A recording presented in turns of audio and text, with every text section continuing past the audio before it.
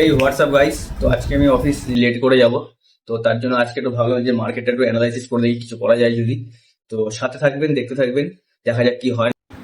তো গাইস, একটা ট্রেড আমরা পেয়েছি, ওটা হচ্ছে বিএসই লিমিটেড, ঠিক আছে। তো ট্রেডটা হওয়ার কথা ছিল এখানটায়, কিন্তু আমরা একটু রিস্ক নিয়ে উপরটা থেকে আমরা একটু সেলিং করেছি, ঠিক আছে।